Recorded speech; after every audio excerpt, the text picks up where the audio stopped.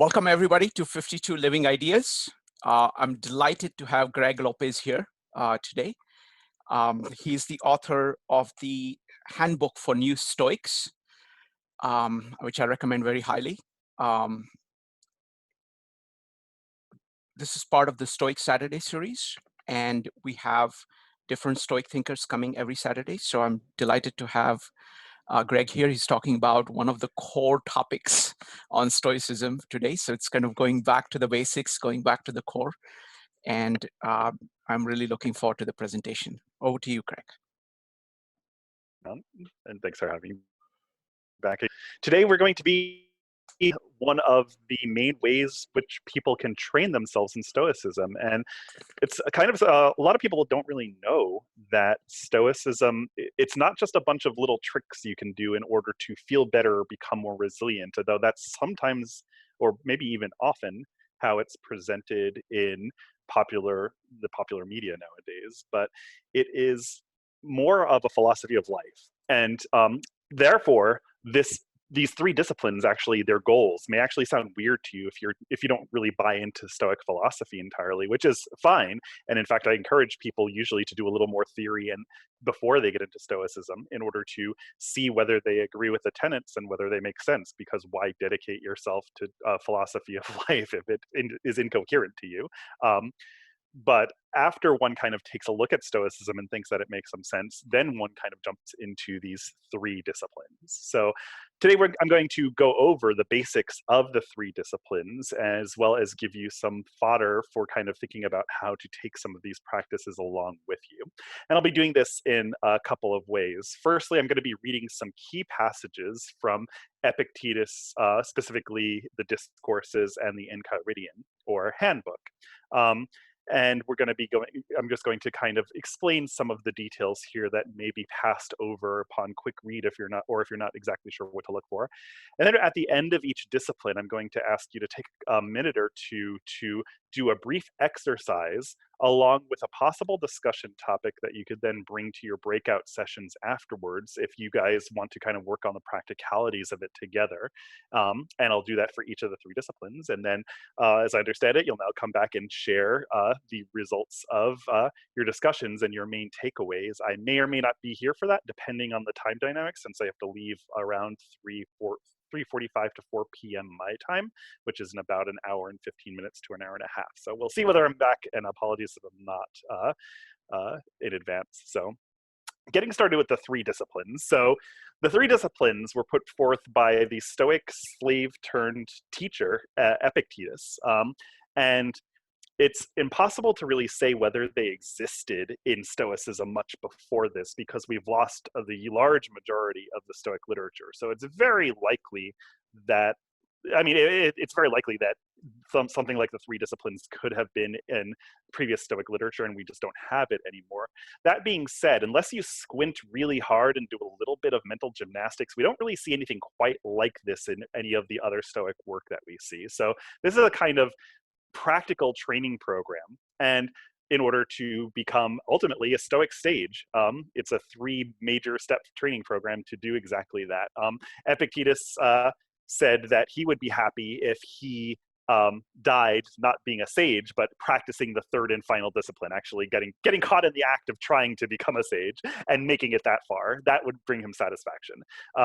So that brings up the point that these are kind of actually a progressive program. So the way a lot of people who are not very familiar with Stoicism kind of treat it is like, oh, I want to be resilient because I have some social anxiety and I want to be more resilient. Let me do a Stoic trick, like premeditating on it or something like that. And that's a nice hodgepodge way to go about it, but it's kind of treating Stoicism not so much as a philosophy of life, but more as like cognitive behavior therapy. Like, I have a problem and I want to fix it. That's not really what philosophy of lives are about, though, because they have a large background theory incorporated in it, and the goal is to more orient you to a specific goal in life. And that's how philosophy of lives differ, because they choose different goals by which one wants to aim one's life at.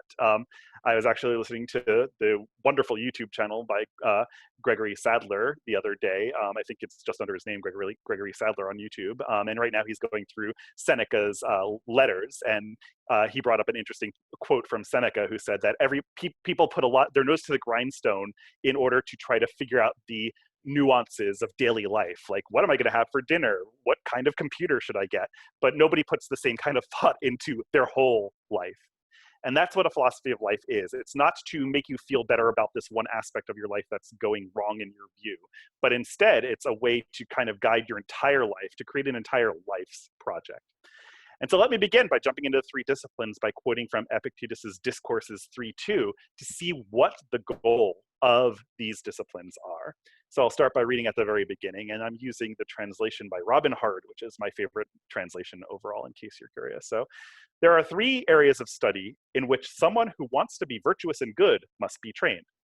And so I'll stop there. That's the first part of the quote. And that reveals what the goal of Stoicism is. It's for somebody who wants to be virtuous and good. It's not somebody who wants to become a resilient entrepreneur. It is not somebody who wants to be super buff at the gym and become well respected by their peers, or even to overcome maladies like maybe depression and anxiety. It's not for that. It's for somebody who wants to become virtuous and good. And I think that should be underlined. And I try to do so when I'm in public venues, just to speak against what I see as the common opinion of a lot of people out there who are talking about Stoicism. It's not, if you don't want to be virtuous and good, then don't be a Stoic. It's as simple as that. That's the goal that this is aiming for. And that's the aim of all three disciplines to keep in mind as you go forward. So going back to the three areas in Epictetus, the first area of study is that which relates to desires and aversions, so that a person may neither fail to get what they desire nor fall into what they want to avoid. So this is in shorthand called the discipline of desire. And this name was given by the French scholar Pierre Hadot. Epictetus never says, this is the discipline of desire. He just usually says there are three topoi, or areas of study. And he talks about them a lot in the discourses especially. You don't really see it a whole lot in the Enchiridion. There's a mild to moderate argument to be made that the Enchiridion is structured according to the three disciplines. But this isn't the name that was given in ancient times. It was given by Pierre Hadot, but I think it works. So I'm going to be calling it the discipline of desire, this first area. And so that's the first area of training. And its goal is to relate to desires and aversions, so that people can neither fail to get what they desire nor fall into what they want to avoid. And we'll flesh out a little bit more what that means later. But so far, if you just heard this for the first time, it sounds like it could be some kind of The Secret magic trick, where if you wish something upon the world, you'll get what you desire. And it's actually the exact opposite of that. It's crafting your desires and aversions so that they are very likely, if not guaranteed, to be achieved. It's not crafting the world to cave into your desires. It's the other way around. So the second discipline, described in Discourses 3:2, is that which relates to our motives to act and not to act, and in general, appropriate behavior, so that people may act in an orderly manner and with good reason, rather than carelessly. So this is called by Pierre Hadot the discipline of action. And so it's all about acting and making sure you're acting intentionally and appropriately is its main goal. And then there's the third discipline. Thirdly, there's that which relates to the avoidance of error and hasty judgment, and in general, whatever relates to assent. And I'm going to skip down a little and talk a little bit more about this third one briefly. Epictetus says that the third belongs to those who are already making progress, and it's concerned with achievement of consistency in the matters already covered. That essentially means that this discipline of assent is twofold. It's for people who are already experienced and made progress in the first two disciplines. And this tells us that Stoicism is not just a hodgepodge of, oh, I'm going to keep a journal today and take a cold shower at night and do all these little tricks. It's actually a systematic program that builds up over time. And one starts with the discipline of desire. So I'm going to go back to Discourses 3:2, section 3 to kind of bring this point home. Epictetus states there, of these three disciplines, the most important and the most urgent is that which is a concern with the passions, which means actually the first discipline, the discipline of desire. For the passions arise in no other way than through our being frustrated in our desires and falling into what we want to avoid. This brings about disturbances, confusions, misfortunes, and calamities, and causes sorrow, lamentation, and envy, making people envious and jealous, with the result that we become incapable of listening to reason. So, out of the three disciplines, Epictetus is saying that the most important and urgent one that we should drill immediately is the discipline of desire. And this actually somewhat accords with what I would see in pop Stoicism, where a lot of people just actually kind of take Stoicism to be about resilience. And the discipline of desire is about resilience. And moreover, Epictetus is saying it's the most important one. But notice why he says it's the most important one, and it takes some careful reading to kind of tease this out. So it's concerned with the passions. So this is a tough topic, and actually I gave a talk on Massimo Pigliucci's Stoa Nova podcast and video, and I think if you go to YouTube, you'll go to Massimo Pigliucci's, you can see our YouTube video discussing what feelings are in Stoicism, and the title of the talk is To Hell with the Feelings. So you'll learn more about it there, but in short, passions are a subset of what we would call emotions. They're not all emotions, but they are some emotions. And they are to be eliminated in Stoicism. This doesn't mean that you are unfeeling, but it does mean that you eliminate some troublesome emotions. These emotions are troublesome primarily for two reasons. First of all, they come about in Stoic psychological theory because we think that things have value when they don't. And so we're making a false error judgment. And so the Stoics actually care that you're making bad judgments about things, and actually the most important things in the world. What has value? What should you dedicate your life to pursuing, and what shouldn't? So you're making a false value judgment about some of the most important things in life. That's what leads to the passion. They don't care actually how the passion feels. They care that you made a bad error judgment. And also, let's reread what Epictetus says, because he says at the very end exactly what's the problem with passions, which are a subset of emotions, but not all emotions. So they arise in no other way than our being frustrated in our desires and falling into calamities. And so they cause sorrow, lamentation, and envy. So two of these things is kind of, so he wants you, it makes you feel bad. And so Epictetus is acknowledging that. And so you want to belay some of the passions because they do make you feel bad. But here's envy too. Envy not only feels bad, but it also starts turning you against other people. And that's something that the Stoics actually care more about avoiding than how you feel. He continues on, it makes people feel envious and jealous, with the result that we become incapable of listening to reason. And that's the take home. The Stoics really valued our capacity to reason and said it was one of two defining characteristics that make us human beings in the first place. The first is that we could reason so well and abstractly if we put our minds to it. We're capable of it, at least. And the second is that we are social beings. There are very few solitary humans in the world. You can't like go out to a forest and see a stray human running around naked, scratching themselves and hunting with their teeth. That doesn't really happen. If you go around in the world, humans are living in at least small tribes to mega cities. So we tend to cling together, and we're kind of built for wanting to be together, at least to some degree. And so sociality as well as rationality are two defining characteristics. And the bad thing about passions, according to the Stoics, is that they arise from crappy value judgments. So we screwed up in our reasoning already. Not only that, once they pick things up, it pushes reason to the side. It says, get lost, reason, hold my beer, I got it from here. And it makes up its own excuses. And you could this sounds abstract and fancy, but it's really not. If you're angry people make up excuses for their behavior. In terms of kind of lust, so like sexual lust, you can make up excuses for your behavior too. That's the passion speaking. It's not really coming up with well-grounded reasons. Instead, it's rationalization as opposed to rationality. So that's what's wrong with the passions, and that's why the Stoics wanted to eliminate them. It literally makes you less human when you're in a state of passion, because you have lost the capacity to reason, which is what essentially makes us human in the first place. So that is why the discipline of desire is the most urgent and important, according to Epictetus. So with that being said, I'm going to go into the discipline of desire in a little more detail and read a few more different passages in order to tell you how to practice it. And then we're going to have like a 2-minute pause where you're going to actually come up with some possible ways to practice it yourself and some stuff to bring to discussion later on today. So I'm going to move to Enchiridion 2, which does a good job of kind of explaining the discipline of desire in more detail.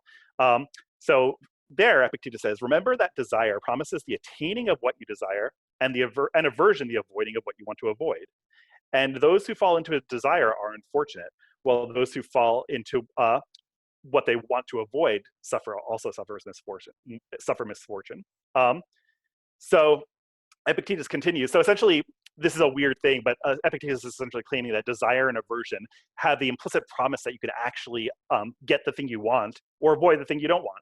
If there's zero chance that you think that you could avoid the thing that you're trying to avoid, then maybe you just won't feel bad about it. You'll feel resigned to it. But if there's that little promise in there, then that's where the bite, that's where the sting comes. So if you desire something, you, at least in theory, think there's some chance it could happen. And if you are averse to something, you think there's some chance that it could go away. That's not the most important point of this passage, though. So I'll continue on with Enchiridion 2, where Epictetus gives some practical advice. So he says, if you seek to avoid then only what is contrary to nature, among those things that are within your power, you'll never fall into anything that you want to avoid. So this requires some unpacking. So what you're doing is try to avoid only things that are contrary to nature, that's part one, and that are within your power, that's part two. So in popular Stoic parlance, often, this is the famous dichotomy of control to some degree, but a lot of people, when they talk about it, focus only on that second part, things that you only focus on things that are within your power. But the first part isn't often mentioned. It's actually, you're also supposed to focus on things that are contrary to nature. You want to avoid, you want to be averse only to things that are contrary to nature. And this essentially is a major thing of not only Stoicism, but also some earlier philosophers as well, about living according to nature. And although it's a very abstract concept, it's not that hard to wrap your head around, because if you think about it, like if I asked you to try to envision what a healthy plant, a flourishing plant would look like, I bet many of you could do it. And if I asked you to imagine a sickly plant, you could probably do it too. Or maybe, how about a really great knife, a very sharp knife, or just a great knife? I already gave away part of the things about what would make it a good knife to begin with, so that it's sharp. But you could also think about, like, if you know how to take care of knives, you know how to sharpen them, you know that you don't put them down on hard surfaces or else you'll bang up the blade and stuff like that, you know how to treat them, essentially. And so those kinds of things that make a good knife continue to be good are things that are according to nature of the knife. And if you want to grow a plant and make it nice and flourishing, you know that you have to water it, and depending on the plant, they need different kinds of water, and also different kinds of sunlight and perhaps food, but not too often. All those things to lead to a flourishing plant, that idea of a healthy plant that was in your mind when I first asked you, all those things are according to nature of the plant. Whereas if you overwater a succulent, that's contrary to its nature. That goes against its nature. So essentially, things that are according to nature help things flourish, and things that are against things' nature make them the opposite, the opposite of flourishing. So while this according to nature stuff sounds fancy, it's not that complicated at the end of the day. And so Epictetus asks us to only avoid things that are against our own nature, but that are also in our control. So Epictetus continues in Enchiridion 2, if you attempt to avoid illness, death, or poverty, you will suffer misfortune. Illness, death, and poverty are actually against nature for us. It makes our bodies, at least, kind of worse off when we are sick. So that is against nature, but that's where that other clause comes in, that you only focus on avoiding things that are within your complete control. And while you can mitigate risks with health, you cannot completely control your health. Therefore, you don't put your aversion on health per se, even though it's against nature to be unhealthy.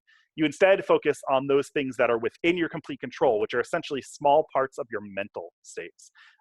That's what you're focusing on. So you are going to be averse to making bad value judgments about the things around you. That's what Epictetus is asking us to do here. So he continues, remove your aversion then for everything that is not within your power, and transfer it to what is contrary to nature among those things that are within your power. So this is all abstract, but also not that hard to understand. So he's saying, so for aversions, things that you want to avoid, reframe them so that you put it, instead of not wanting a certain outcome, you want to not want yourself to react in a certain way. Focus on your own character within the situations. Don't focus on the outcomes of the situations.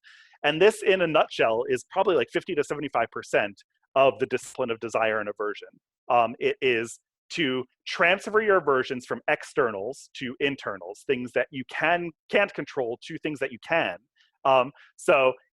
For instance, if I was nervous about giving this talk today, I would probably be nervous because I'm focused on the outcome. What do people think of me? And that's not within my control. Instead, what I could say, I could chastise myself if I catch myself and say, I'm valuing other people's opinions. I want to actually just do a clear presentation. That's the best thing that's within my control. That's transferring an aversion from other people's opinions of me to my own judgments about their opinions. That's what the process of transferring things from externals to internals is like. And that is 50 to 75% of the discipline of desire and how to practice it. Everything that you think of that is in common parlance and common ideas about Stoicism, like taking cold showers or fasting or stuff like that, they all come down to trying to transfer your aversions from the external, like the discomfort of fasting or the discomfort of the cold shower, to your reaction to it, to your urge to want to leave that cold shower.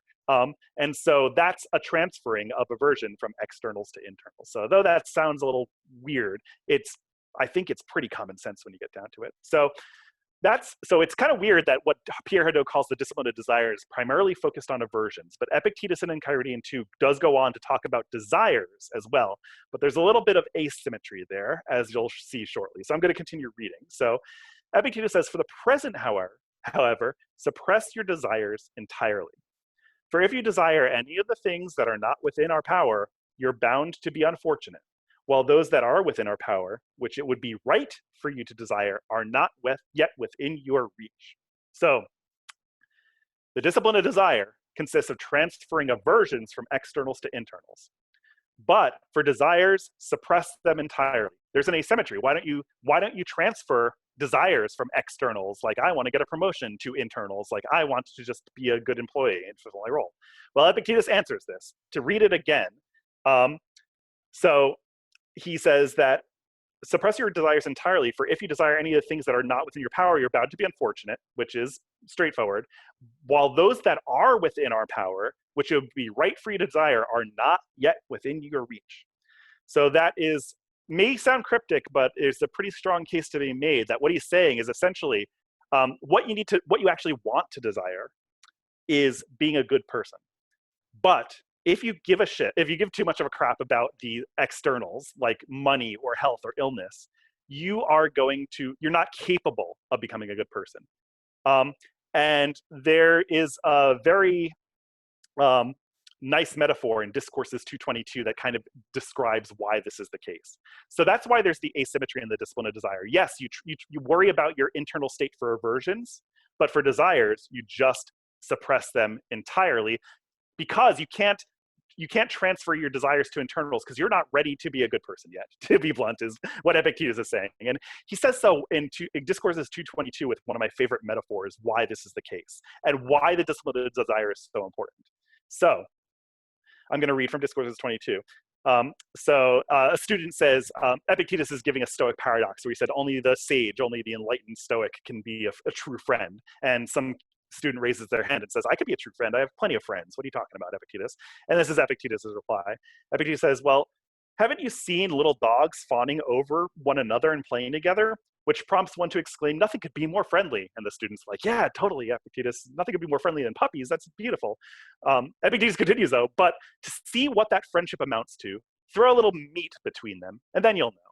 And likewise, if you throw a small bit of land between yourself and your son, you'll know how impatient your son is to see you buried, and how greatly you in turn long for the death of your son. And then you'll come to say, what a child I've raised. All this time he's been longing to see me buried. Throw a pretty girl between you, and you'll both fall in love with her, the old man and the young. Or again, a scrap of glory. So what he's saying here is that you can't actually desire to be a good person if you have such a strong desire for externals. You know, dogs are friendly to each other as long as they're not a little hungry and they're well fed. You throw a little bit of circumstance between them and suddenly they'll be nipping at each other. And so the discipline of desire's role is to clear the path to make us better people. Remember how Epictetus started off the description in Discourses 3:2. There are 3 areas of study in which somebody who wants to be virtuous and good must be trained. So discipline of desire is about getting rid of desires and suppressing passions, getting rid of passions to a large extent. And the reason for this is not so that you can become a better entrepreneur in order to make a smart juicer or smart toaster because you'll totally disrupt the industry and make a lot of money. It's not about that. It's not about even kind of like, I have some like mental health issues and I want them addressed, which is a perfectly valid concern. And it's much better addressed by mental health professionals who have targeted, empirically validated ways of helping you with that. That's not what Stoicism is about either yet. It is about removing the barriers between social relations so that you can become a better person. It clears the plate. That is the goal of the discipline of desire. And so anybody who's kind of into Stoicism because they want to be tough or because they want to be resilient, it's like, well, that's not what this is really about at the end of the day. So that's the discipline, that's the goal of the discipline of desire. So to wrap things up with the discipline of desire, I'm taking the most time with it because it is the most important and urgent, as Epictetus stated, since it clears the way to become a better person. You can't even move on until you make significant progress in the discipline of desire. So Epictetus in Discourses 3:12 kind of gives some tips on how to train in the discipline of desire. So I'll start reading there from section 8 for those of you who are interested in following along at home. So for who is a person in training? Person in training is one who practices not exercising their desire and practices exercising their aversion only in relation to the things that lie within the sphere of grace, practicing especially hard in matters that are difficult to master. So I just want to reemphasize here that that Epictetus is talking about, again, that you are suppressing your desire and you're transferring your aversion. So there's this asymmetry yet again here. So you just suppress your desire in the discipline of desire. You try to lower it. You don't try to transfer it to desire to become a better person because you're not ready yet at that stage. And so just to reiterate the last part of what I read, you practice it especially hard in matters that are difficult to master. So different people will practice hardest with regard to different things. This is a major point. You know, cold showers aren't for everybody. I don't do cold showers for 2 reasons. One, I tend to be cold resilient naturally. So a cold shower ain't gonna do much for me. It's not gonna bother me. So if it's not gonna be bothering me, why do it? Secondly, I don't see necessarily how it's going to be transferable to other discomforts. So, and then some people are like into Wim Hof methods and all that kind of shit. I kind of roll my eyes at, sorry. But like they take a look at the kind of metabolic benefits, and there could be some, but you know, if you want metabolic benefits, like that's kind of putting your body, it's nice to be healthy, but you know, the focus for Stoicism is training your mind to become a better person, not training your body so that it could become tougher. That's not the goal, unless your goal to be tougher is actually to move on to be a better person. But then why don't you try the better person stuff first instead of focusing on the health to such a large extent. So but this is an important point, that there's no one size fits all training program for Stoicism. And that's kind of why when Massimo and I wrote a handbook for new Stoics, we actually have people do weekly lessons and keep track of whether exercises work for them or not. And then at the end, they put together their own curriculum based on what worked for them. And we do that because exactly this reason. There's no one size fits all. It depends on what's going on. And so Epictetus goes on and describes some examples of how different people may practice differently. So he says, if you're irritable, train yourself to put up with abuse and not to get upset when you're insulted. Then you'll make great progress. And if somebody hits you, you'll say to yourself, imagine that you're embracing a statue, which is a common cynic technique of going and hugging a statue. I think I've heard 2 versions of it. One is like naked in the cold of winter because it's so painful. And some of it is just to embarrass themselves in public. So they go and hug statues. Then also train yourself to use wine with discretion. So that's suppressing a desire instead of transferring. So this is, so both of these are kind of desires of sorts. One is a desire not to be annoyed by other people, and one of them is desire about wine. So then he says, and then you could train yourself in keeping your way from pretty girls. He was speaking to men at this point. So like not trying to go after things sexually, holding off on that for a time, or honey cake desserts, things like that. And then one day, by way of a test, if the occasion presents itself, you'll venture into the list to see whether your impression still gets the better of you as they once did. But to begin with, keep well away from what is stronger than you.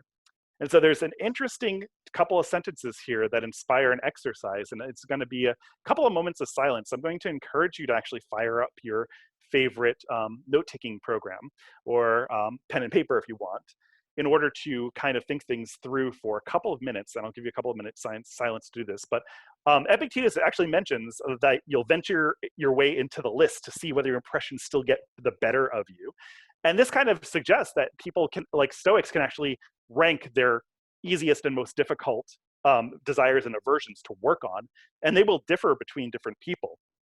And also, he encourages you to keep well away from what's stronger than you. So you start with the easy stuff, and this is also echoed in the Enchiridion, where Epictetus, in his infamous passage of like when you kiss your child, say that they're only mortal, they may die one day.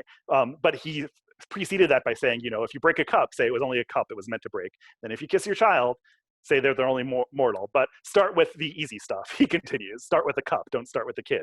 So you can create your own lists and how to drill, how to reduce your desires and transfer your aversions from externals to internals. So I want you to take a couple of minutes to take 2 columns of desires that you have that for external things and aversions that you may have for external things, and write a couple of them out, and then rank them. If you're electronically doing it, you can cut, paste so that they're rank ordered, or you could just put a number next to each of them if you're using pen and paper just to write it out, like write them all out using a brainstorm. And then put a number 1 for the hardest, or vice versa, whatever you want, and then go on down for the second hardest, third hardest. So I'll give you a minute of silence in order to take this 2 columns of desires and aversions and write out what your desires and aversions are. So I will mute myself and take a sip of water while you guys wait. So feel free to just brainstorm and write out some desires and aversions that you have.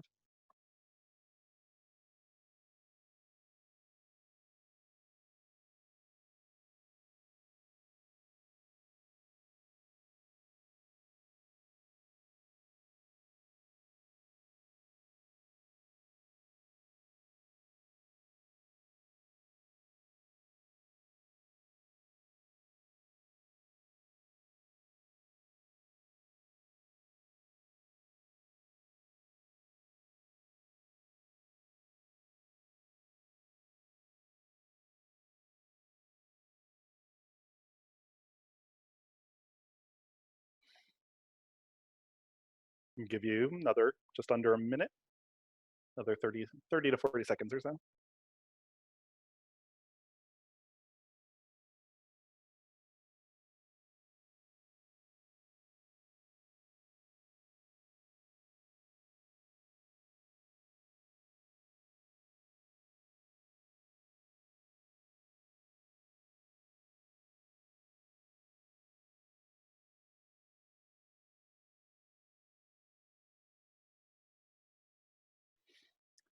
All right, so wrap up your thoughts. You don't need too many of them, although it's useful to have a few in each column of your main desires and your main aversions so you can rank order them. So as you wrap up, I'm now going to bring a possible discussion point, things to kick off conversations in your closed groups based off of this list. So this is something you don't answer now, but you may want to write down just the question so that you remember what it is when bringing it to the group. So the discussion point to bring up with your group is to help each other come up with an exercise to work on one of the desires or aversions from your list.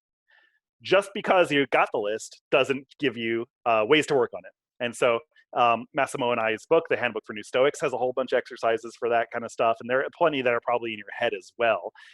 And there are also things you can actually invent. Remember that the main goal is to suppress desires and transfer aversions from externals to internals.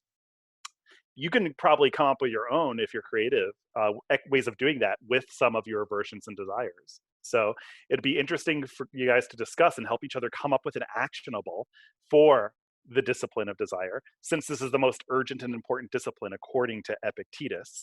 So this is where the bulk of your time can and should be spent as a possible training Stoic. So that is the discipline of desire. And so next, I'm going to move on to the discipline of action. And so I'm going to remind you of what the discipline of action is from Discourses 3.2, how I started off today's talk. So Epictetus describes the discipline of action as that which relates to our motives to act and not to act, or in general, appropriate behavior, so that people may act in an orderly manner and with good reason, rather than carelessly. So there's a few parts in there that are worth unpacking. So essentially the goal of the discipline of action is to not do things willy-nilly, but to think things through clearly and have good reasons for one's actions and act appropriately, which usually means like not being a prick to those around you, as well as kind of fulfilling roles that you have either acquired naturally or that you find yourself in. And this idea of having a role in life is actually extremely important to the discipline of action. There are like maybe 2 to 3 academic books on Stoicism that I strongly recommend people read, and one of them that's at the top of the list is Brian Johnson's The Role Ethics of Epictetus, because what Brian Johnson does is it kind of digs into this discipline, the discipline of action, and explicates a pretty convincing thesis of how one actually thinks about action and derives action in Stoicism. So it's a pretty clear read, and it clarifies one of the most important aspects of Stoicism. So I do encourage people to read that and pick it up if they're interested in the discipline of action. But one of the key things in the discipline of action is knowing your general and particular roles. And so I'm going to read from Discourses 3.23 to kind of show what Epictetus talks about, what Epictetus means by roles a little bit more.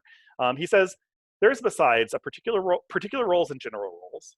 First of all, I must act as a human being.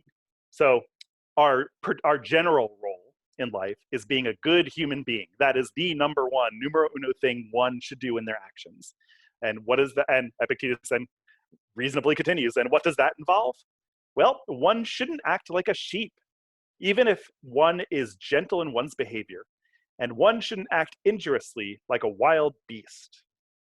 So Epictetus uses this metaphor a couple of times throughout the discourses, saying that you could either be a human or you're going to be a wild beast or a sheep. And so in Discourses 2.9, he spells out a little bit more about what these are, but these are interesting ways to categorize one's behaviors. So Discourses 2.9 states that, when is it then that we act like sheep? Asked one of the students. When we act for the sake of our belly or genitals, when we act at random or in a filthy manner, or without proper care, to what level have we sunk? To that of sheep.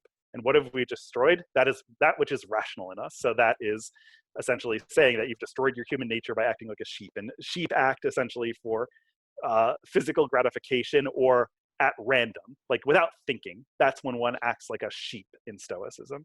If all of us non-sages do this to some degree, so there's no shame in admitting it. And in fact, one of the practices of the discipline of action is to try to categorize your behavior. And actually, this is a journaling exercise I've done in the past, where you kind of categorize your behavior in the previous day as human, being sheep, or wolf, wild beast, in order to kind of learn from your actions and learn these categories a little more. And so Epictetus in Discourses 2.9 also describes what a wild beast's behavior is. He says, and when we behave aggressively and harmfully and angrily and forcefully, to that, what level have we sunk? To that of wild beasts. So essentially, keeping your role as a human being involves being rational and keeping a level head about things, and not veering off into thoughtlessness or indulging too much in pleasures or being too aggressive or vicious. Both of those are different ways in which there are different ways in which you veer off the human track, so to speak. And this general role, the role of a human being, is something that should never be sacrificed. No matter what, whatever you do, in theory, you should try to be aiming for the human role. It doesn't matter, and nothing else matters. And if you trained yourself well in the discipline of desire and aversion, then you kind of are already ready to be more on track for the human role. And that's exactly why the discipline of desire is the most urgent and important, according to Epictetus, because it's easier to act not like a sheep or as a wild beast if you're not upset when people take material things from you or insult your pride or whatever external you care about. Once you've suppressed those enough, you're ready to act more like human, and you're kind of cleaning up rather than really training too strongly for this kind of stuff. So that is why the discipline of desire kind of comes first. So that is the first part, or the first major role, having a role of a human being. So going back to Discourses 323, then Epictetus also continues to talk about specific roles. So the particular role relates to each person's specific occupation and moral choice. The lyre player must act as a lyre player, and the carpenter as a carpenter, the philosopher as a philosopher, the orator as an orator. So when you say, come and listen to the lecture that I'm going to deliver to you, check first of all that you're not embarking on it without due consideration. And then if you find that you are in fact referring your actions to an end, consider whether it is appropriate end. Do you want to do good or merely be praised? So I'll stop there and say, essentially, these particular roles, so the general role, being a role of a human being, does not constrain your actions well enough. You could be a human being, a good human being, in so many different ways. So these particular roles are what makes us individuals. And so some of us know how to play the lyre, I guess, and maybe not any of us here, or maybe very few, but if you are, then and you are a lyre player at certain times, and that's your role. And so your goal is to refer your actions to those specific ends that suit your role. And you do a kind of a self-check every now and again to say, like, am I actually playing the lyre? Do I want to be a good lyre player, or am I just doing this for praise? Because if you're doing it for the latter, you're going for an external and not trying to fulfill your role. So Epictetus continues in Discourses 3.23, says, so you ask the question, do you want to do good or merely be praised? And once you hear the answer, but what interest could the praise of the crowd have for me? And that is rightly said. So if the person does a self-check and say, I'm not doing it for the praise. For it is of no concern to the musician insofar as that they're a musician, or to a geometer. You want to be of benefit to others, don't you? In what? Tell us, so that maybe we rush you off to the lecture room. And so the second part of the discipline of action is, when you're going about doing things, are you doing it for external rewards, or are you doing it to do a good job and to help other people? To emphasize that second point, Epictetus literally asks the student, you want to be of benefit to others, don't you? Like, you're doing a thing, hopefully you're taught to be a benefit to other people. But do you also want praise then? Well, then you're not really wanting to be benefits. That's not really your highest goal. Maybe you should back off and see and try to work on that desire a little bit more, rather than jumping into being a good person, being helpful to others. Clean up your own house first, so to speak. So that is the discipline of action in a nutshell. I'm going to summarize it since it's a little complicated. It involves two parts. The discipline of action involves fulfilling two roles: your general role, your role as a human being, which should always be kept at all times. Nothing should ever be sacrificed for it. And the second should be your particular role, which is kind of what makes us individual. It depends on the time and place. Some people are carpenters, philosophers, and all that kind of stuff. It could be your specific occupation, but it also can be I think there's a quote, I think Epictetus calls them natural and acquired relations. Going back to Discourses 3.2 actually talks about that. He says that the discipline of action is concerned with appropriate action, for I shouldn't be unfeeling like a statue, but should preserve my natural and acquired relationships. So natural and acquired relationships, the preservation of natural and acquired relationships is what the discipline of action is aiming to achieve. And it's aiming to do this by in the specific, so the natural acquired relationships are your specific, a daughter, a son, parent, those kinds of things, or an office worker or a manager, or things like that. And these things vary based on time and place and situation. And so part of the discipline action is checking yourself and saying to yourself, like, what role am I in right now? And then try to act in accordance with that. If I had an urge to check Twitter right now, well, that's not my role. My role is in giving a presentation. So if I wanted to check Twitter, maybe I got the urge. But if I was well-practiced in the discipline of action, I'd say, oh, I'm in the middle of talking. I'm not going to start scrolling. But, oh, wow, I got 3 notifications. Oh, sorry about that. I didn't. So I'm not going to start doing that. I'm going to get the urge, which is not in my control, and say, but that's not my goal right now. That's not my particular role. And then checking yourself and getting back to the task at hand. And also, your roles can be fluid. It's kind of relieving to say, maybe you dislike aspects of your job. Well, I mean, unless you're in extremely unfortunate circumstances where you're being held by force, which I guess could happen, but usually isn't. You can leave your job. There will be consequences. But by staying there, you're kind of accepting kind of what's going on. And if you actually think they're unacceptable at points, you can leave. In most circumstances, not maybe there are complications and unique circumstances, but I would probably say for most people, it's just that you don't like this particular aspect and you wish it would go away, but that's part of the package. So you are accepting it. So either you can play your role or you could drop your role, but keeping your role in mind if you're going to keep it, keeping this acquired relationship, as Epictetus calls it, and then acting accordingly is the main point of the discipline of action. So with all that being said, I'm going to give you another 1 to 2 minutes of silence to do some writing. And so fire up your writing program or your piece of paper again. And I'd like you to just list out some natural and acquired roles that you hold in life.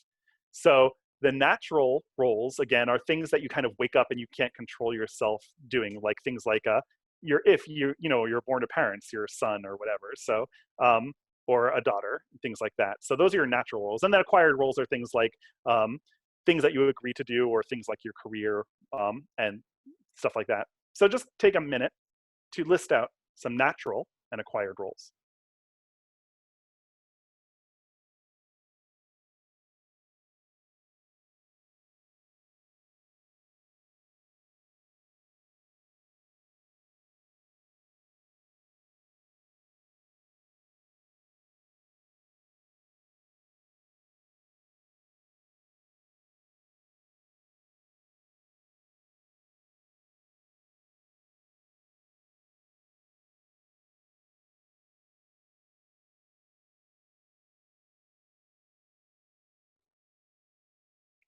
Give you another 30 seconds.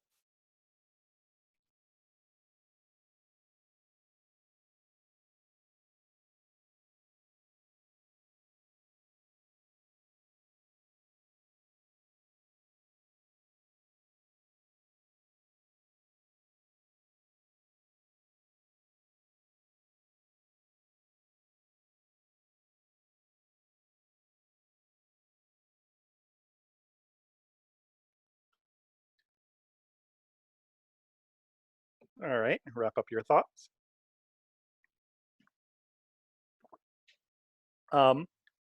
So I'm now going to give you a possible discussion point for your breakout sessions today. So this list that you created has the same problem as the list you created during the writing session the first time. So you had a list of desires and aversions to start, but you have no idea how to necessarily start working with them to transfer aversions from externals to internals and to suppress desires.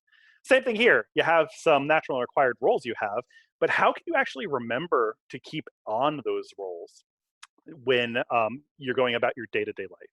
And so for your discussion point, your second discussion point during the breakout sessions, I recommend that you help each other come up with ways you could actually remember to do that. Maybe you guys know of I'll throw out some random things, like you could have, there are apps that give random reminders throughout the day. You could also use a psychological technique called implementation intentions. Some of you may be aware of it. And if so, you can go into that in your groups and describe them, or look it up and then sound very edified when you go into your group by being the implementation expert of your group. So totally up to you. But help each other out. How can you actually remember to stick to a role when going into a situation in real life? And I'll leave that as your second discussion question. So third and final discipline is the discipline of assent. And this is a complicated one, and it may seem hard too, but that's because, again, it is hard. Remember that this was meant for people who are already making progress. This isn't meant for people who have not done a lot of work in the first two disciplines to start.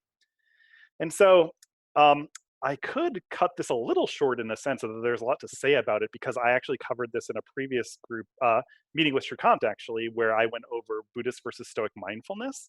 And my hypothesis, my take on the matter, is that people talk about this thing called prosoke in Stoicism, and they say it's like Stoic mindfulness. And I talked a lot about that in the last meeting, and my kind of conclusion is like there are aspects of Stoicism where you can see aspects of mindfulness to some degree, but I really don't think there's anything like Buddhist mindfulness in Stoicism. And prosoke just means attention.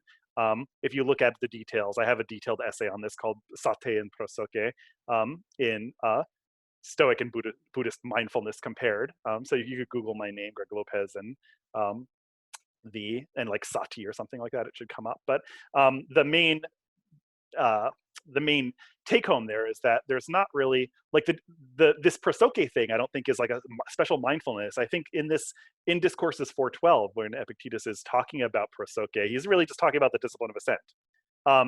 And so and the discipline of assent is summed up there, I think. And so I'm going to read from Discourses 412, where Epictetus is talking to a student who asks the question of what things should one pay attention to? What things should people be prosoke about? Which really just means attention. There's no need for it to be use a fancy Greek because it's a pretty straightforward translation in my view. So, so a student asks Epictetus there, to what things should I pay attention? And Epictetus says, in the first place, to those general principles that you should always have at hand, so as not to go to sleep or get up or drink or eat or converse with others without them, namely that no one is master over another person's choice, and it is in choice alone that our good and evil lies. So in other words, it's keeping in mind the dichotomy of control constantly. And that is one of the main things. And so you keep in mind some basic Stoic rules throughout the day, and you pay close attention to them and apply your experiences to them. And actually, there's a great example of this in Discourses 210. Discourses 3.3 that I'll where Epictetus actually describes, I think, an application of this. So in Discourses 3.3, this is how Epictetus describes applying a rule constantly throughout the day in a discipline of assent. And this is my hypothesis. I just want to say, like, this isn't fact. Epictetus does not say, here is the discipline of assent, and I am showing you an example of it. I'm kind of putting 2 and 2 together here, so I take this as an inference, not as fact. So Discourses 3.3, Epictetus says, it is in accordance with this plan of action, above all, that one should train oneself. As soon as you leave the house at the break of day, examine everyone whom you see, everyone whom you hear, and answer as if under questioning. What did you see? A handsome man or a beautiful woman? Apply the rule. Does this lie within the sphere of choice or outside it? Outside it. Throw it away. Very quick and rapid. What did you see? Someone grieving over the death of a child. Apply the rule. Death is something that lies outside our sphere of choice. Away with it. You met a consul. Apply the rule. What kind of thing is a consulship? One that lies outside the sphere of choice or inside? Outside. Throw it away too. It doesn't stand the test. Away with it. It is nothing to you. If we acted in such a way and practiced this exercise from morning until night, we would then have achieved something by the gods. So this is a description of the discipline of action by literally going around your day, seeing people's reactions to things and things that you value, and saying inside or outside my control, inside or outside my control, inside or outside my control, constantly. And so you can see why this is an advanced exercise. First of all, it's just very hard to constantly keep this in mind. And so you have to have a somewhat clear mind that's free from passions and aversions to start with. And you kind of have to have a smooth flow of life to some degree, which means that you've had some success in the discipline of action in order to make sure your actions are aligning with your nature a little bit better. But then you get here. So that's the first reason why it's hard. And the second reason why it's hard is because if any of you heard that thing, is somebody grieving over the death of a child, apply the rule. It's like, you're like, oh my God, Epictetus is a monster. Well, monster's harsh, maybe just a prick. No, but no, I don't know. I don't think that actually either. This relies on Stoic theory. You got to dig into the Stoic theory. And if you don't buy this, then don't practice it, but definitely don't practice it for your sake and mainly for your sake, to be honest. But that's why Stoicism is a philosophy of life. By this time, somebody has not only learned Stoic theory well, they just didn't like watch a couple of 5-minute YouTube videos and call it a day. They actually, they know about appropriate action, and they know about oikiosis, and they know about prohoresis, and why what virtue is, and why it doesn't have, why it can't be sliding. It's not an ordinal quantity. It's either on or off. They've learned all this stuff, and it makes sense to them, and they've continued. So I wouldn't recommend you doing this because if you don't buy it, because why bother doing things that you don't buy? It's not a cult. You're free to leave. But I would, at the same time, I also would push back out against people who immediately just say, "Oh, I'm averse to that." It's like, okay, well, you're averse to it. Practice on your versions. What Epictetus is saying is outside of your control. So, yeah. So there's a balance to have there. So that is the first part of the discipline of assent: attention to rules. Then there's attention to roles. And I'm going to go back to Discourses 412 on attention in order to talk about the second part. So there Epictetus says, next we must remember who we are and what name we bear, and strive to direct our appropriate actions according to the demands of our social relationships, remembering what is the proper time to sing, the proper time to play, and in whose company, and what will be out of place, and how we may make sure that our companions don't despise us, and that we don't despise ourselves, when we should joke, with whom we should laugh, with whom we should associate, and when. And finally, how we should preserve our proper character when doing so. Whenever you deviate from any of these rules, you suffer the penalty at once, not from anything that comes outside, but from the very action itself. So the next thing you're keeping in mind is your roles and how your role shifts throughout the day. And there's some nice, interesting stuff in here. It kind of belies the idea that Stoics are grim and proper. Like you're actually kind of saying when the appropriate time to joke around, to play, to laugh, all those kinds of things are. It's not like when's the proper time to be grim and dour, and when's the proper time to moralize and talk about morality and lecture about virtue. No, it's playing and laughing. It's living life. But you got to know with whom it's most appropriate. And so that's what the discipline of assent is talking about. It's talking about paying attention to rules and paying attention to roles. So I'm going to go to Discourses 210 to wrap things up, to give you a living example of how I think this would apply or play out in daily life. So in Discourses 210, Epictetus says, if you're sitting on the council of some city, remember that you are a counselor. If you're young, remember that you are young. If you're an old man, remember that you are an old man. If a father, remember that you are a father. In each of these names, if carefully considered, each of these names indicates the actions that are appropriate to it. So you keep in mind what role you're currently in, and that indicates what's an appropriate action. And so the discipline of assent, this specific part of it, keeping your roles in mind, is all about this. To continue from Discourses 210, but if you go off and disparage your brother, I'll tell you that you've forgotten who you are and what name you bear. Now, if you were a smith and made poor use of your hammer, you'd have forgotten what you are as a smith. So you've kind of forgotten your name as a smith. So if you forget what you are as a brother and become an enemy instead, do you really suppose you haven't exchanged one thing for another? So what Epictetus is saying here is if you're cruel to your brother, you're essentially exchanging the roles. You're like, I'm no longer a brother, I'm now enemy. And so the goal is to, and as we saw with the puppy example, and my kind of beating the discipline of desires point home, a lot of what comes between people is externals, either aversion to things that other people do, or desire for things that other people are going to threaten or take away from us, or get and we don't get, things like that.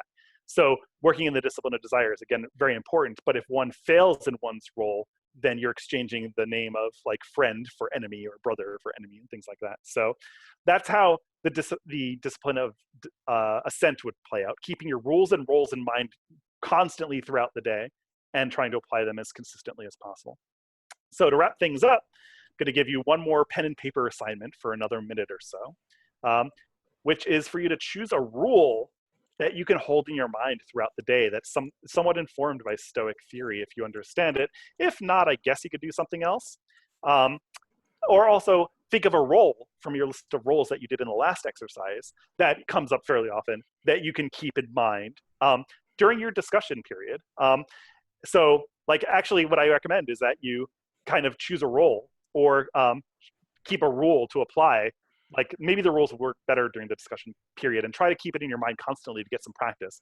So like, for instance, if you get upset when other people interrupt or who monopolize time, you can apply the rule that other people are not within your control. Tell yourself that constantly, and it's nothing to you.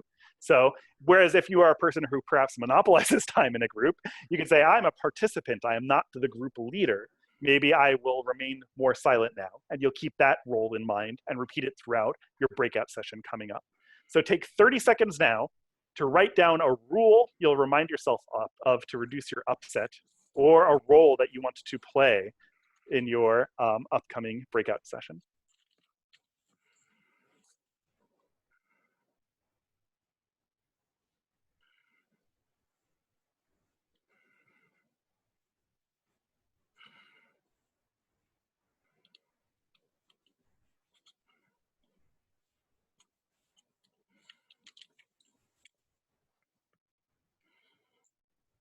Give you like 15 seconds to wrap up, since I think this is a pretty quick question. Just one rule or one role.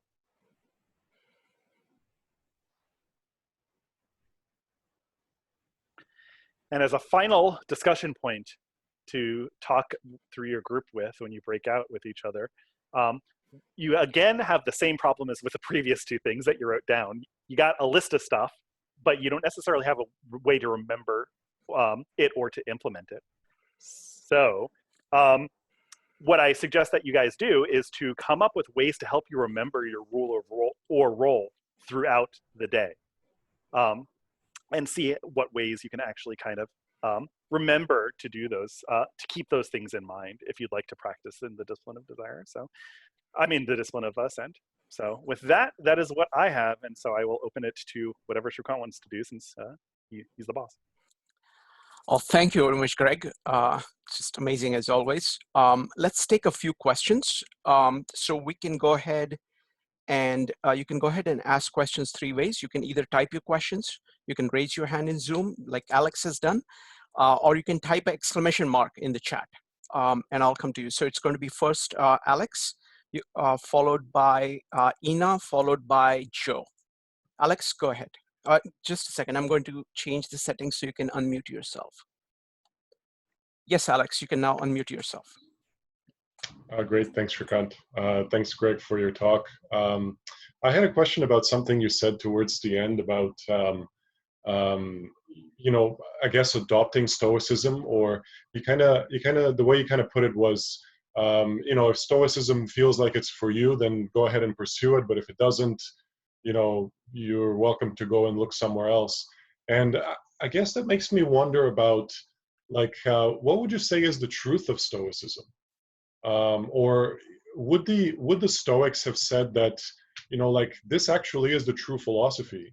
So if you end up, you know, going to the next YouTube video and picking up Epicureanism, or let's say Tony Robbins or something, you're actually in the wrong. Is that something they would have said? And I guess, how does that fit with the modern attitude?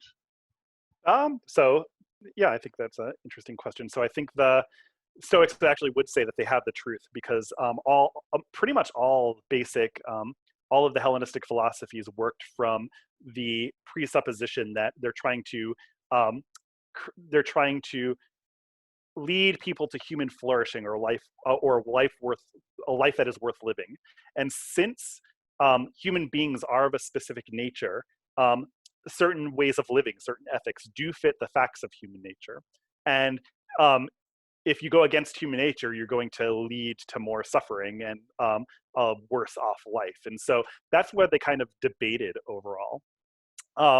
And so, yeah, the ancient Stoics would say, like, they are right, they are correct, because, like, the Epicureans said the main way to live one's life is to eliminate mental pain. And they also appealed to arguments for nature. They said, the Epicureans said, like, if you look at every single species from birth, all animals try to avoid pain and pursue pleasure. Like, if you want any more proof that avoiding pain and pursuing pleasure is the goal of life, look no further than every single animal, period. That's a lot of data. There's arguments against that, but they're all working from those. So yes, the ancients would say that, you know, there are right and wrong ways to live. I actually disagree with that at the end of the day. I don't believe, like, in human nature, I don't believe in the normative aspects of human nature as they do. I believe that human nature can be cashed out as statistical, like most people are like this. But then what do you say to the person who's not like that? What do you say to a psychopath is an often question that's asked. And it's like, nothing, you put them in jail because they're different from you. Like, they're going to be harming other people and you can't say magic words to make it better. I mean, maybe there's an empirical thing that you can do. Like, that's an empirical question at the end of the day, whether there's like a valid treatment for psychopathy. But presuming there isn't, then no, they're not going to be able to reason with them and say, oh, well, here, human nature is like this. And from our wombs, you know, once we're born, we have this natural course of development. It's like, but I wasn't like that. Screw you. I don't care. So, yeah, I'm of the view that people can validly have different goals in life, and so therefore they can kind of up and choose Epicureanism if Stoicism, the goal of Stoicism, doesn't make sense. They will still occasionally bump up against some facts. So there will be some friction there. So for instance, like the Epicurean claim that if you remember past pleasure, you can kind of make current pain not bother you too much. I find it somewhat or quite implausible.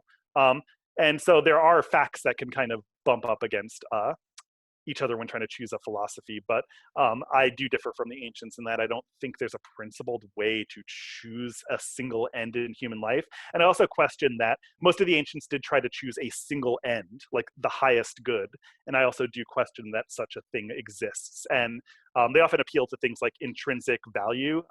And I have a hard time cashing that concept out in modern terms as well. So the short answer to your question is yes, the ancients would say people are factually wrong if they choose Stoicism over Epicureanism. Or vice versa. The Epicureans would say that about the Stoics and vice versa.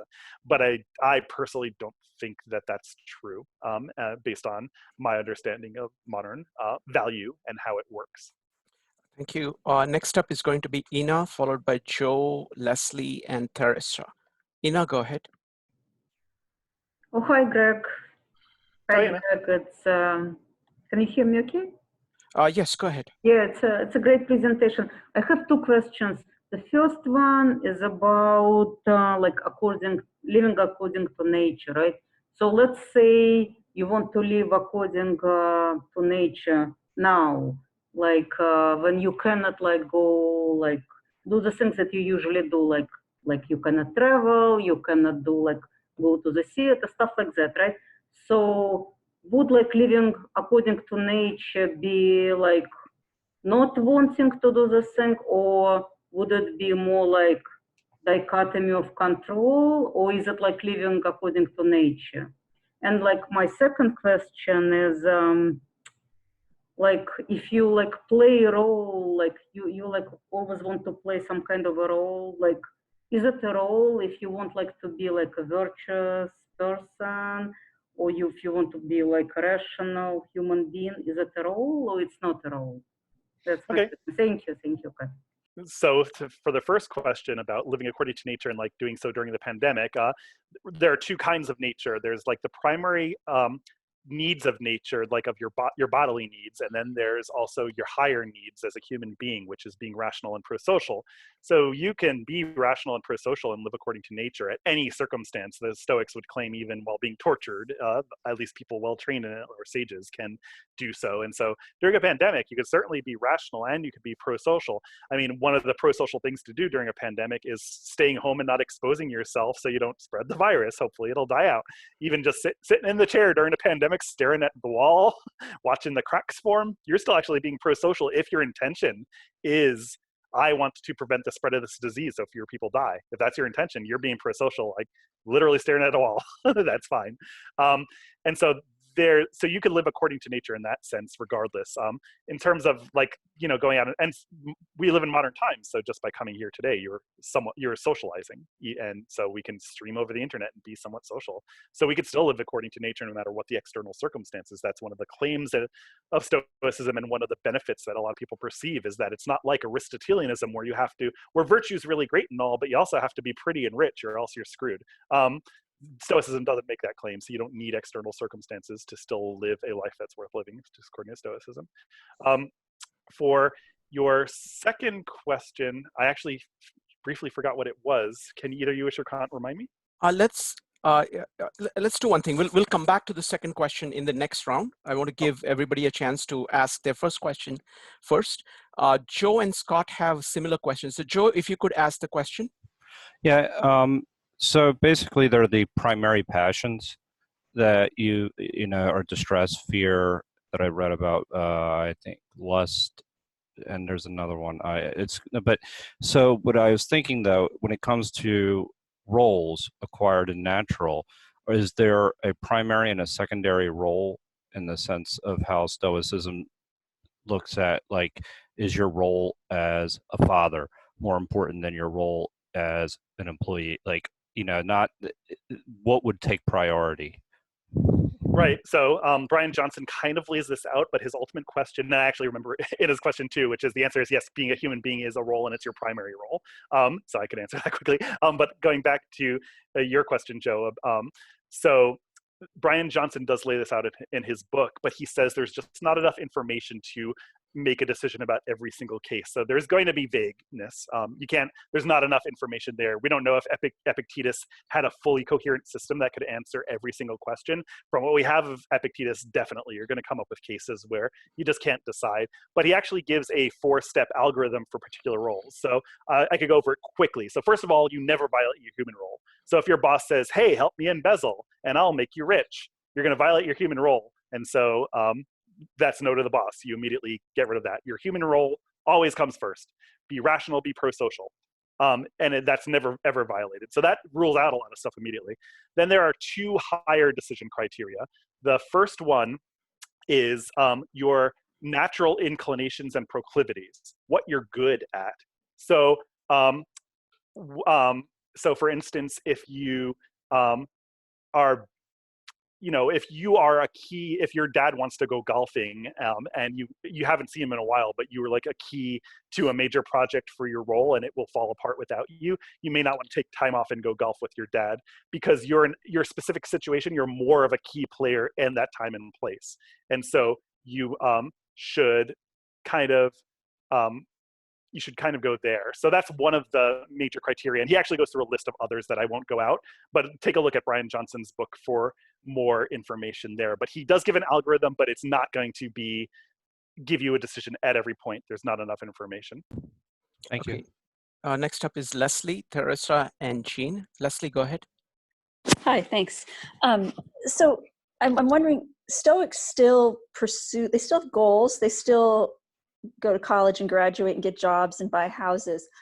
Are they not being a pure Stoic unless they do every single one of those things for the purpose of furthering humanity, that they're only justified in pursuing a college degree or pursuing a career if the purpose of the career is to help other people? How do you balance life goals with Stoicism?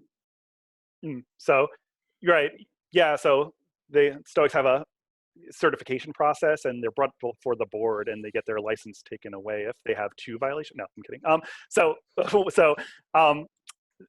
That's the thing about ancient Stoicism was kind of adamant about this. So I would say if people are pursuing like life goals and stuff, it depends on how they're pursuing them, because actions don't determine whether something's moral or not. It depends on the person's internal state. So you can be a billionaire entrepreneur and be not just a Stoic. You could probably be a sage. That could definitely exist. There's no contradiction there. But the thing is, what's their internal state? Are they actually pursuing the money for the sake of wealth and power, or are they pursuing it because they are pursuing a goal to try to help other people? So that's the first thing to be said, is that Stoics are not cynics. They can pursue external goods to some degree. They just never put their own character below those external goods. So they're not cruel. They're not fearful of things that happen externally, and they're acting for the benefit of as many people as they possibly can do given the situation. If a Stoic fails in that, they don't stop becoming a Stoic and lose their Stoic license. Instead, they're just not a sage. And sages are either non-existent or as rare as a phoenix. And I like to kind of drill this. This is a point I drill home quite a bit too. Like people often say, like, if you're, oh, you can't get angry if you're stoic. And it's like, of course you can. You can get angry. You can be lustful. You can be greedy. You can be all those things as a stoic. The only difference, that thing that makes you stoic, is you want to try to stop doing that or do it less. But you're still going to screw up. So yeah, it means you're human and you're not a sage if you are doing those things. But again, yeah, if you pursue a house and a career and education, it could be that you want to be fulfilling roles more, and you'll screw up along the way by falling into passions, and that's fine because you're not a sage. The goal is to try to want to be a little less like that in the future, and that's kind of what makes you a stoic. Okay, next up is going to be Teresa, Jean, John, and John Z. Teresa, go ahead. Teresa, you need to unmute yourself.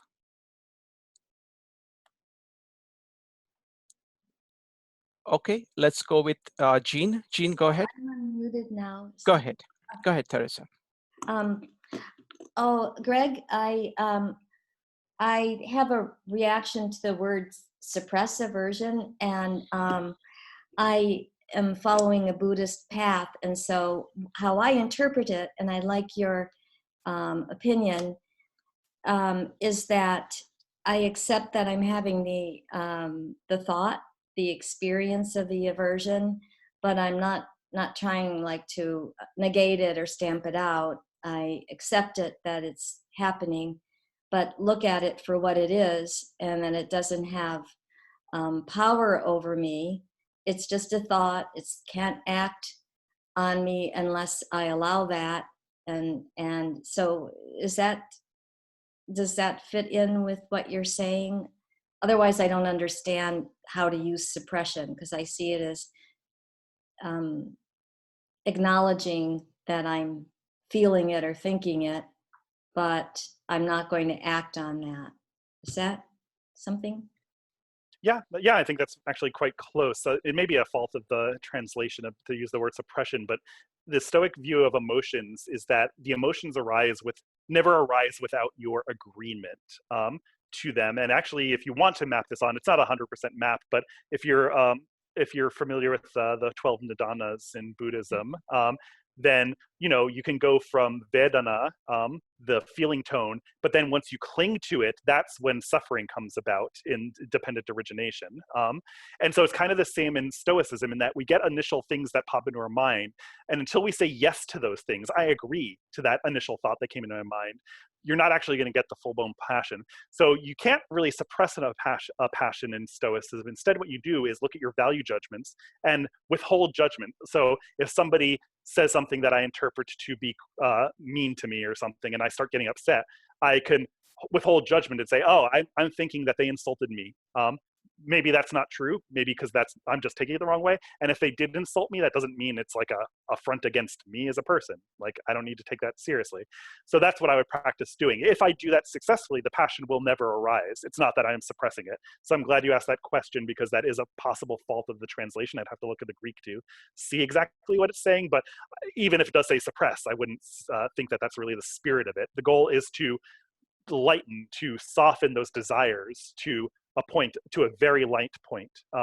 That's the goal of the discipline of desire. And then you don't suppress your aversions, you transfer your aversions from externals to internals. You do actually chastise yourself a little bit and say, like, hey, like I screwed up. I'm being fearful of this external thing, or I'm desiring this external thing. I want to be better. Next question is from Jean. Jean, go ahead. Yeah, so you mentioned about the roles, and I was just listening to Sartre mention about existentialism, and it's mentioned about one of the waiters, he takes his roles too seriously, basically. So he's like become just this waiter too attentively, so he doesn't really think about he's as a human, he's questioning about his role or his other potential. So I just think there's kind of a interesting conflict here, like when you take your role too seriously, you forgot as a human being all the other potential. Anyway, I just listened to that recently, so I found it kind of interesting, the conflict between these two ideas. Yep. Yeah, they're not consonant. You can't be it'll be hard to harmonize existentialism and Stoicism. So glad you pointed that out. Yeah. Next question is from John. He asks me to ask the question for him. what is Epictetus's take on loneliness and fear? Loneliness and fear. I'm not sure so much about loneliness. I know Seneca talks a little bit more about that in terms of friendship, where he says, like, we want to be good friends, but we don't want to be dependent on friendship. And so, although we want to be social to a large degree, we don't want to be completely addicted to it. And that if we are in a circumstance where we cannot get in contact with our friends, we won't be devastated by it. But for fear, Epictetus is a lot more clear. Epictetus actually says it's a great diagnostic marker. If you ever find yourself afraid of something, you could use Stoic psychology to say exactly why that is. It is because you value you value an external, and you think it's being threatened. And so this is actually a great way, if you had trouble generating aversions in the very first exercise today, Epictetus gives this as an example of a way to elicit those aversions and bring them to the fore. What are you averse about? Well, think about the things that make you afraid or anxious. And if you feel anxiety, it is because an external is being threatened. And so that will give you aversion. And he thinks ultimately it should be eliminated. In a sage, fear and anxiety will be gone. Thank you, Greg. I think we are doing perfectly on time at this point. So could you summarize for folks those 3 questions you want them to consider during their breakout sessions? Sure. So just it's essentially all 3 of them are along the same theme to help each other out and make things actionable. That's what we're doing. So for the discipline of desire, the discussion point is to help each other come up with an exercise to work on a desire or an aversion from your list. So you got a list of desires and aversions, at least a small one. Start with a light one. Start with the lowest ranked one. But how do you actually work with it? I'll leave that as an open question. So help each other come up with an exercise. And that's probably the most important one, because the discipline of desire and aversion is the biggest deal in Stoicism. So, and if you have time, there are 2 other things to try to help each other with. The second thing is to help each other come up with ways to catch yourself acting like a sheep or a wild beast, and ways to act more human.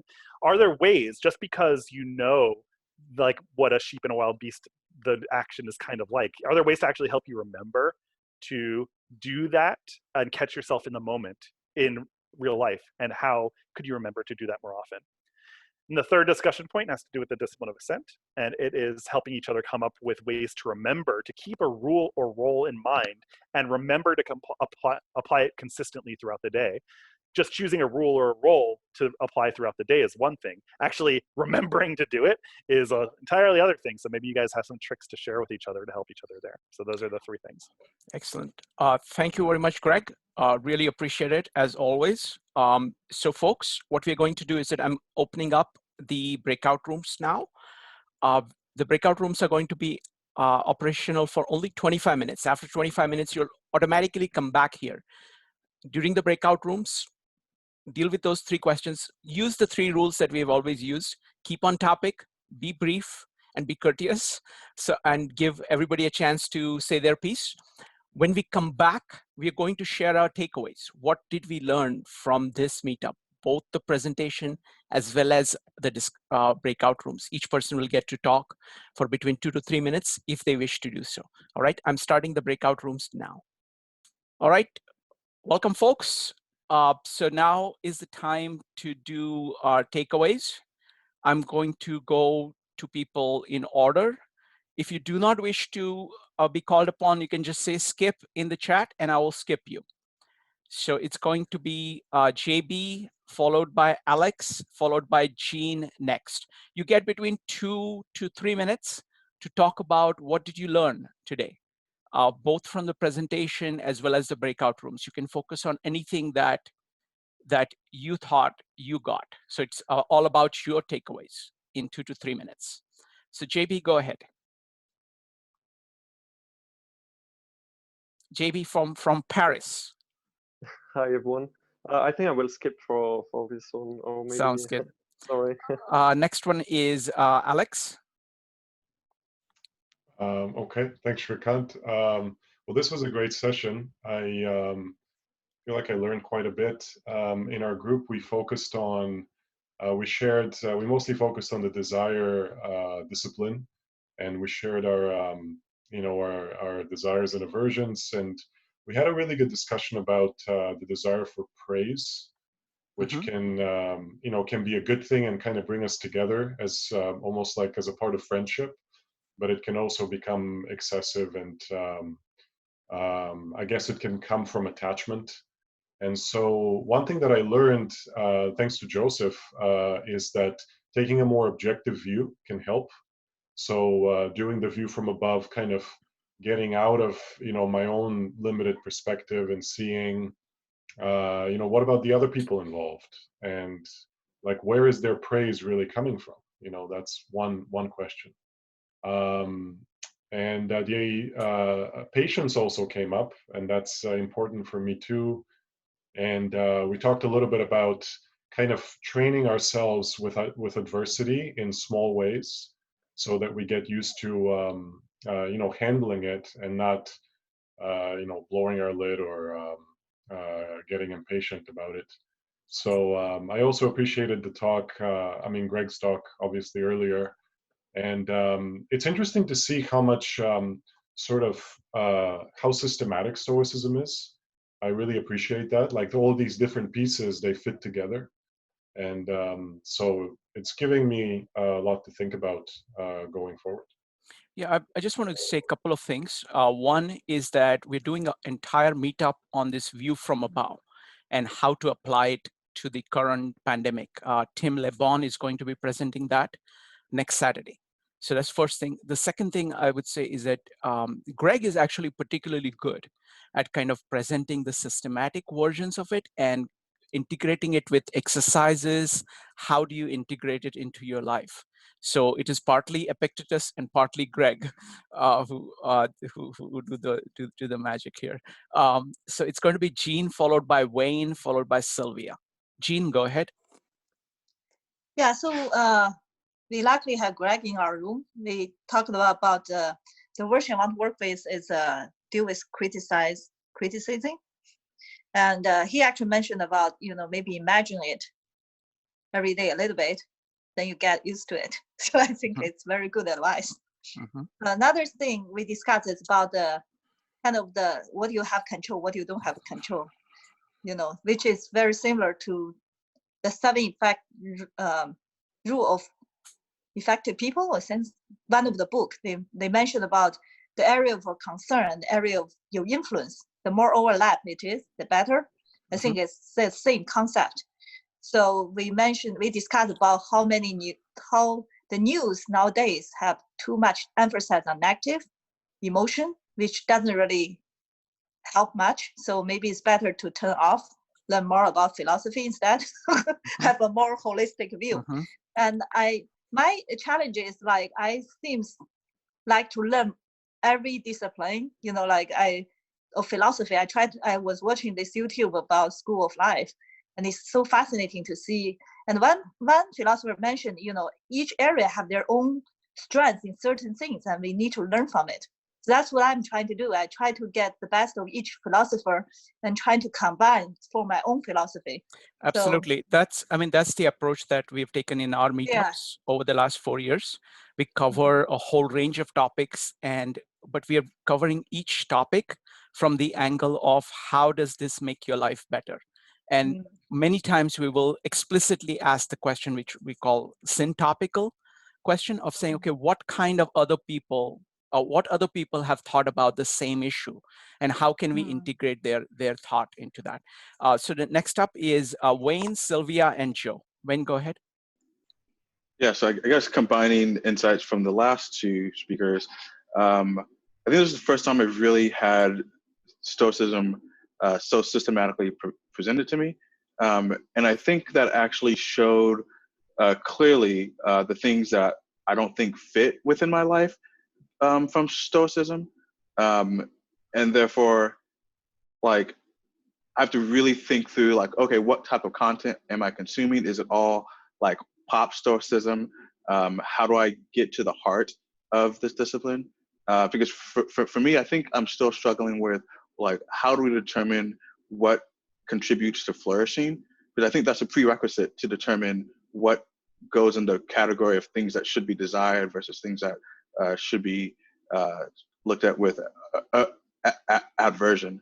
So yeah, I think this is a good like practice for me to like deep dive and to start from like the fundamentals again. I mean, one comment I would have is that I've always found it extremely, not extremely useful, but critical to go back to the original sources, because, and in Stoicism, actually, it is pretty easy. Epictetus, Marcus Aurelius, those folks, they have the writing is not that much, and it's fairly easy to understand. You need to use multiple translations. So you can have, you can hear it from the horse's mouth. And because the context is so different than ours, they speak in different ways than the way in which modern people speak. And many times that is conducive to kind of getting at what the core point is. So I would definitely recommend kind of reading the originals as a way of getting there. So it's going to be Sylvia, Joe, and Adam next. Sylvia? Yep.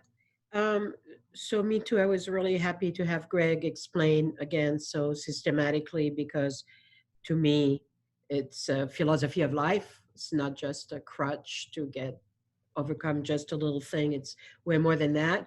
My takeaway from our breakout room, first of all, is how much it's important to share with other people and hear their ideas, because it really helps.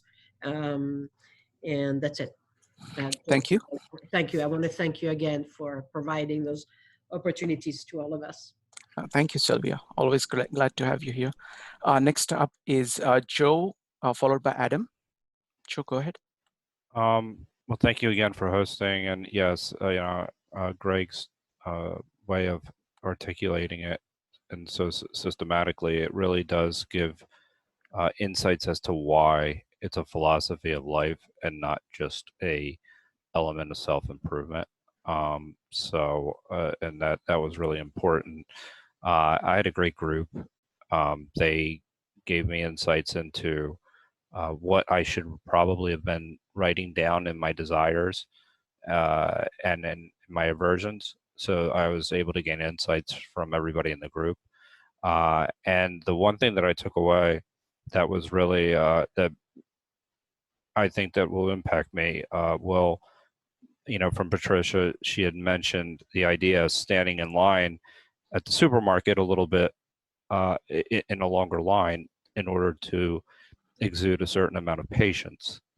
And I think that that's really critical, because you can even look at meditations, and under Maximus, which in the first chapter is the idea of not being in a hurry.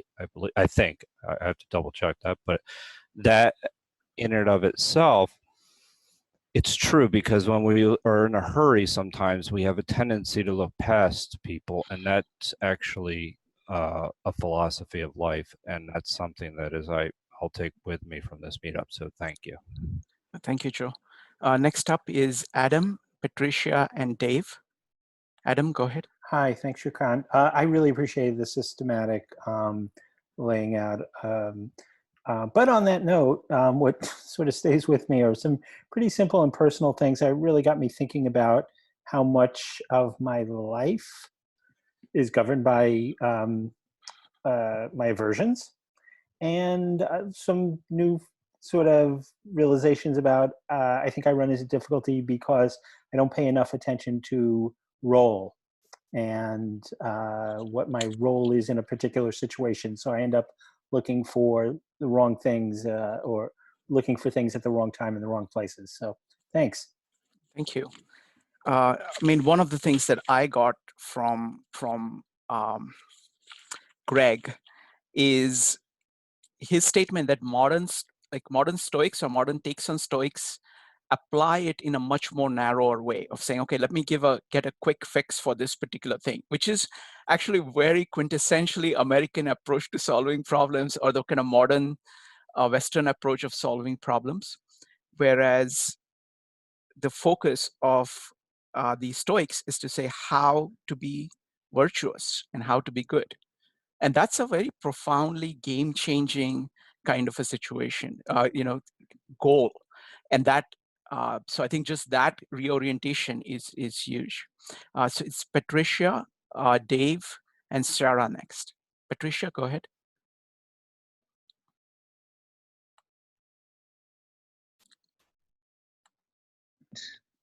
Okay, can you hear me? Yes, go ahead, Patricia. Okay. Yeah, I also want to say thanks to Greg. It was a very great talk. And I also want to say that Alex, Sylvia, and Joe, I was in the same breakout group as them. And so they've said really most of the things that I would want to say. One of the main things that I got out of the talk, I think, was thinking about roles. And I think one of the things I'll be working on for myself will be how to prioritize different roles and how to justify when I make to myself why I should make decisions or defer doing something because something else takes a priority. But as I went into the breakout group, I kind of thought, now what's my role in this breakout group? And I thought, yes, all right, I'm a participant.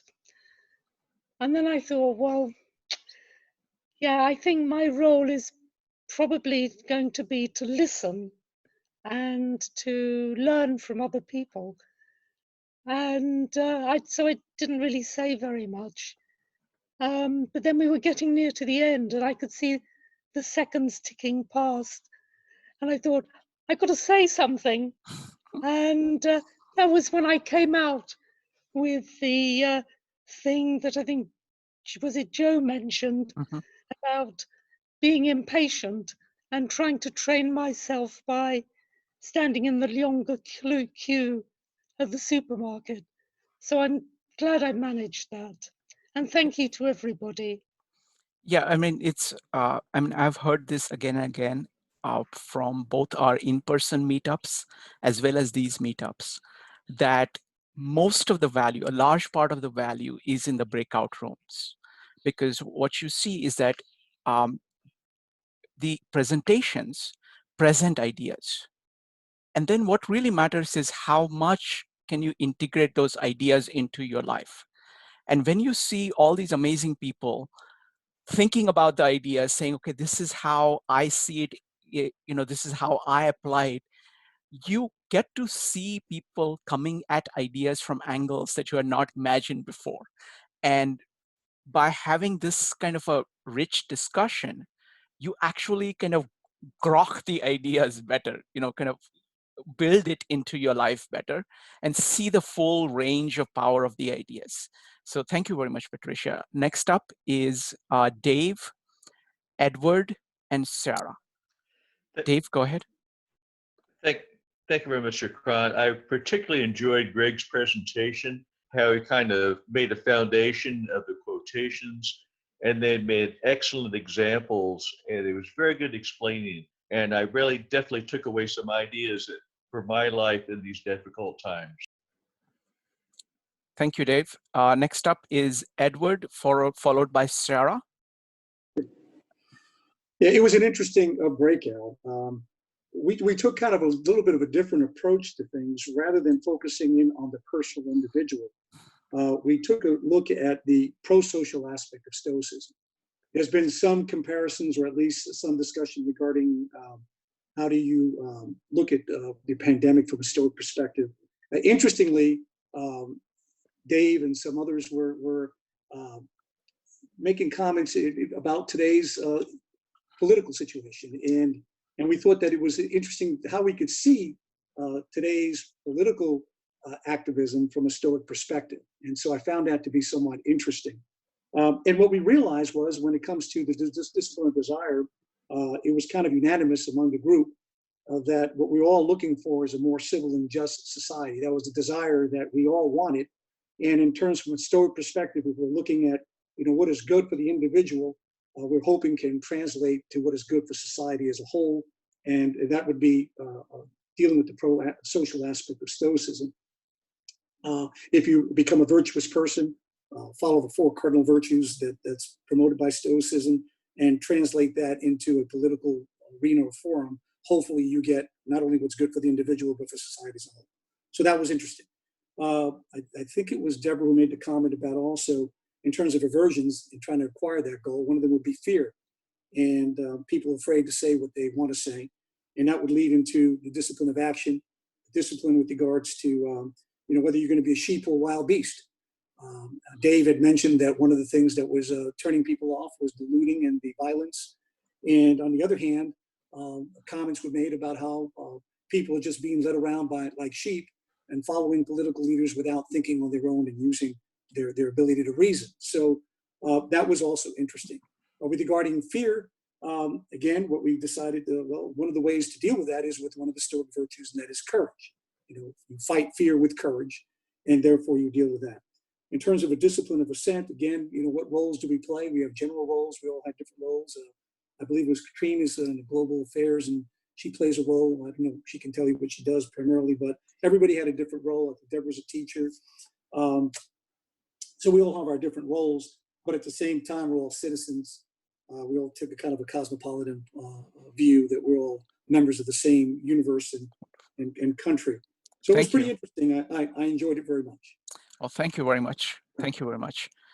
Next up is Sarah, Aina, and Crystal. Sarah, go ahead. Yes, so we had an interesting discussion in the breakout room, and my takeaway is really the acknowledgement of what we can control from what we can't. And I really realized that what we can control is definitely powerful, and that it's all within us, and how much energy it's possible also to lose by trying to get it externally. So internally, in terms of internally, it needs some research, but it feels that it's more achievable. Thank you. Next up is Ina, Crystal, and Camille. Yes, hi. I want to join others and thank you for hosting, Greg. It was a great conversation. And the break room was really good. Like Scott, Jane, and JB, they offered some interesting perspective, like on different issues. And I also wanted to mention that Greg's book, it's divided by discipline of desire, discipline of action, and discipline of assent. And there are like exercises for each discipline. So like, I love this book. So yeah, so I recommend it. Thank you. Thank you. Next up is Crystal. Crystal, go ahead. Hi. Yeah, so, well, we discussed, I guess, a lot of different things, but one of the things that I was reflecting on is this idea of one's roles in life. And I suppose that, I can take away from this concentrating more on, for example, I just started a new program of study, and one of my roles in life is that of a student, and I have some anxiety about that, but that gets in the way of me fulfilling that role. So concentrating, I suppose, more proactively on the function rather than my own experience, I guess, my own aversions. Thank you. Or desires. Thank you. Next, okay, sorry, go ahead. And also the idea of is it does it promote human good? It's another kind of a good there's a rubric. I'm not sure if that's the right one. Thank you. Okay. Thank you. Next up is Pandu, Deborah, and Christian. Pandu, go ahead.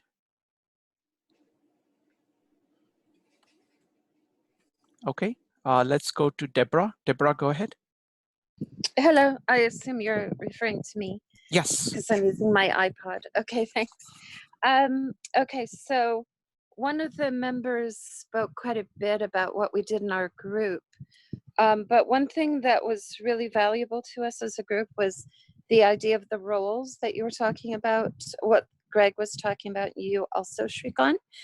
And we were saying that roles provide an anchor or a structure for appropriate action. So as a previous speaker said, that she was saying that what is her role in this breakout group? And it says a listener and as a speaker. And I was saying that I tend to talk too much, so I have to remind myself that my role is as to share my opinion, but also mainly to be a listener. And then in any situation that's extremely valuable. And then we were also talking about fear and how fear really holds us back a lot, and that's one of the aversions. So a previous speaker in our group had mentioned that we have to face it with courage. And I was talking about the power of reflection, that we have to reflect constantly to grow. And so you might reflect even on what made me so afraid in that situation. How can I be more courageous next time? What am I really afraid of? And you kind of have to confront the worst case scenario. And you have to say, what's the worst thing that could possibly happen in this situation, and you have to confront it, and then you can release your fear by knowing what the worst thing is and what you would do if that happened, and that thing probably won't happen. So yeah, I thought this was super valuable. Thank you. Deborah, I mean, given that you like to talk, I've noticed that all your comments that you made over all these meetups have been extremely valuable. So I would like to get in touch with you to talk about a situation where I can give you a role as a speaker, so we can hear a lot more from you. Okay. Oh, So wow, thank you. I would love to do that. So I'll be in touch with you regarding that. Christian, you're next. With Deborah and Edward and Dave, and we talked a lot about the social situations that are going on here in America, and also applying the Stoic perspective in what's going on. One thing that I enjoyed from the discussion was hearing the different perspectives, because we all came from different knowledge levels of Stoicism. I brought up that I don't know much about Stoicism, and I'm just being introduced to the topic. And I think Edward was the one that really helped us understand more about the Stoicism. And we talked about how different people in society play different roles within the social changes that are going on. And I thought that was very valuable to hear everyone's perspective, and also the presentation before the discussion was really great, because I know about Stoicism, but I don't know much about how to practically apply it. So I thought that part was especially illuminating. So thank you. Absolutely. Thank you very much. I will make sure I'm going to reach out to Greg again. Greg is a good friend, and he's spoken multiple times at our meetup over the last 4 years. And I think his book is particularly valuable, as Ina was pointing out, because it is focused on applying Stoicism into our lives. And he has been very consistently focused on getting people to see actually how to use these ideas. So I'm going to see if we can do some kind of a series with him, maybe on the basis of his book, where we can go do a deeper dive into kind of integrating Stoicism into our lives. One last person, Mike, his takeaway, his problems with his mic. So his takeaway was that each of us has a different role in our Stoic lives, and each of those roles have optimal set of rules. So that was that. So those are the takeaways. Thank you very much, everyone. Now, if anybody wants to continue the discussion, I'm going to start the breakout rooms again. For those who want to continue the discussion, you're welcome to stay or leave, whatever you prefer. Again, thank you very much for coming. Next Saturday, it's going to be on the view from above, and how do you apply that in a context where your entire life and entire society is kind of turned upside down with a pandemic. How do you keep your perspective using the idea? So that's what we're going to be talking about next time. I'm starting the breakout rooms in a minute for those who want to stay.